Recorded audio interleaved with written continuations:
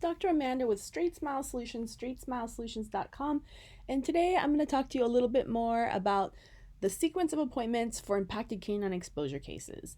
And first of all, if you are already doing Invisalign and you get one of these cases and you've never done braces before, it's a no.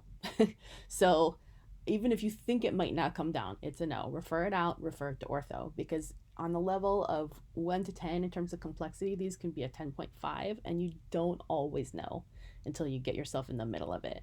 So I don't want anyone taking impacted canine cases unless they know how to do braces. And I'm not talking about just 6-month smiles or something like that. I mean, you've done a lot of braces, a lot of cases. You know how to place brackets, you know how to do all the different movements, coils, chains, etc., etc. Overlay wires, piggyback wires. You should know how to do all that.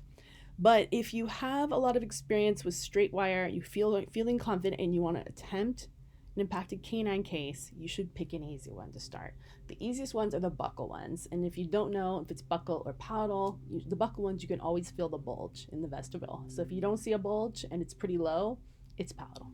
So, and of course you can always have to verify that with a cone beam or a series of PAs with the slob rule, like we did in the olden days, just to make sure. Younger the patient is, the easier it's going to be, and the higher the success rate is going to be. So look for somebody under the age of 18 for sure. Do not attempt ones on adults. Even better if they're under 15, I would say. And then, of course, also, if you want to know more about gauging how complex they are, you can check out the My Phase 1 Smile. You can purchase that on my website. My Phase 1 Smile is available, and we talked about the angulation, as well as how many teeth it overlaps. Is it overlapping the lateral? Is it overlapping the central? What percentage? So this is actually a very complex one that I did, but they can be very complex. I'm gonna be really honest. So, and they can take a lot of time, like years.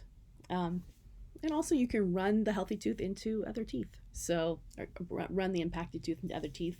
It can be very complicated. I'll be honest, I really hate impacted canines. They're very difficult sometimes. And sometimes they just don't turn out. Everything, you could have done everything right and they could be ankylosed, and you're really not necessarily going to know until you know. And in the times when that's happened to me, patient was always like about 16 and up. Adults run a very high percentage of ankylosis. I mean, like over 50, 60, 70, 80%. I just stopped doing adults after a certain point. I just said, sorry. It's not something that I do anymore. I recommend that you just get it extracted, because I've done enough of them where, I had them sign waivers saying it might be ankylosed. But what would end up happening is the patient, we get frustrated, and then they try to get their refund and they go to the insurance, or they make complaints. And even if you had everything documented, you got to give them a refund. I mean, it just causes too much drama. So it's just pretty much a waste of time in adults, because the chance of a success is so incredibly low. So I'm just warning you, what you're getting yourselves into. You need to be very experienced. Ultimately, I really think most general dentists should refer these out unless it's an easy one. But now that I've given you the whole spiel behind what I think you should do and not do, let me tell you the sequence of appointments. So the sequence of appointments would be, you're going to go ahead, of course, do your diagnostics, let the patient know it's impacted, let them know that there will be a surgery needed. If you have not done many impacted canine and exposed bond surgeries, don't do it. Refer it out to perio or oral surgery, because they know what they're doing. They know how to lay the flap. They know how to do it. I mean, if you don't do it right, it's either not going to stick on, or, it's not going to emerge right. The angle of emergence is going to be ugly. So that is going to be an additional fee for the patient, depending on insurance. Could run anywhere from a couple $100 to a couple $1,000, depending on what type of sedation they want for their surgery. So I always recommend that you send them to the surgeon first. Sometimes when I do that and I say consult only, they still go and get it done. So no, don't get it done at the beginning. You're going just for the prep work so they can get an idea of what the cost is. They need to realize that this is part of the plan, and they have to go when you say they're ready to go, not when they're financially ready, So you're giving them, usually 6, 12, 18 months to get prepared.